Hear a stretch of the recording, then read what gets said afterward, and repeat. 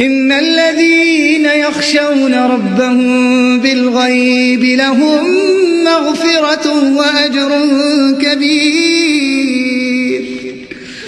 وأسروا قولكم أو اجهروا به إنه عليم بذات الصدور. ألا يعلم من خلق وهو اللطيف الخبير.